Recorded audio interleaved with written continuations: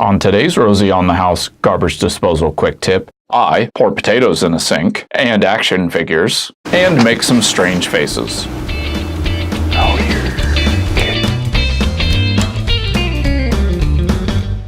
Hi, Bruce from Rosie on the House. Today we're talking about one of the most exciting things in your house, your garbage disposal.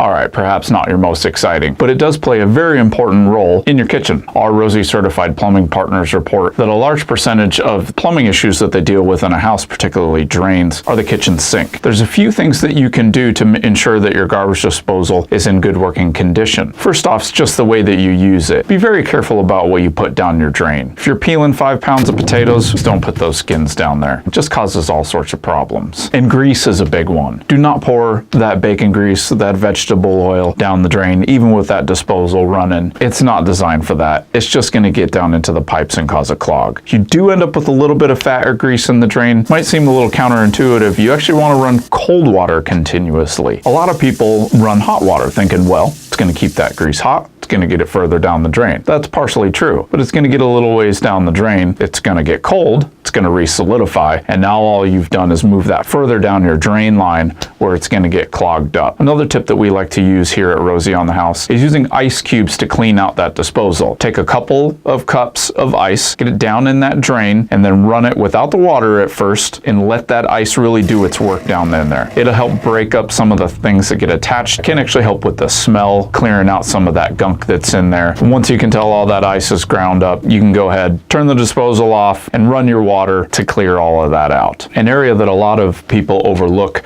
with their garbage disposal, especially when it comes to smells, is actually the bottom of that rubber splash guard. Most garbage disposals, you can remove that rubber splash guard, and if you turn that splash guard over, you're probably going to be surprised at the gunk and nastiness that's on the bottom of that thing. So just wash the bottom of the rubber splash guard, go ahead and get that reinstalled. That's really going to help to reduce the odors that are coming from your disposal, especially if you've never pulled that splash guard out of the sink before. Probably going to be a little grossed out about what you find underneath there. And last easy homeowner maintenance item that you can do is actually to take some citrus, put it down in your disposal, and grind it up. What this does is, one, similar to the ice, performs a bit of a cleaning action, but a big part of it is if you're getting that nasty disposal smell after a while, it'll really help clean that out. Take an orange, go ahead and quarter that orange, get the cold water running in the sink, turn your disposal on, feed one wedge in at a time, making sure that it's completely grinding it up. Go ahead and go through all those 4 wedges. You can use a lemon as well. I just happen to have an orange today. Just like you would any other time, once you think it's done, go ahead and turn your disposal off and let that cold water run for a good 30 seconds or so. You'll immediately notice that the smell is vastly improved. So what about those times that you get something in your disposal that you don't want down there? A ring, a spoon, your toddler threw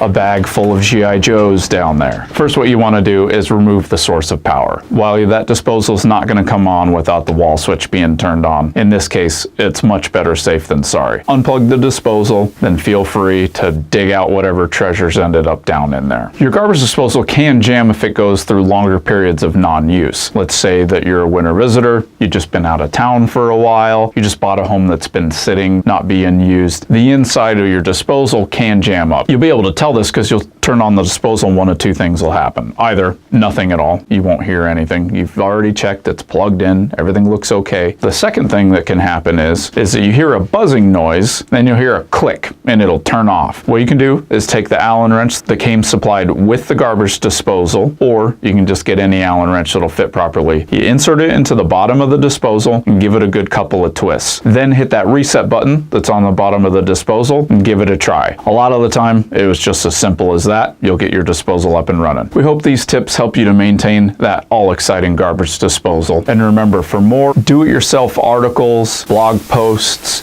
videos, and of course our Rosie certified partners, go to www.rosieonthehouse.com and join us every Saturday for the Rosie on the House radio broadcast.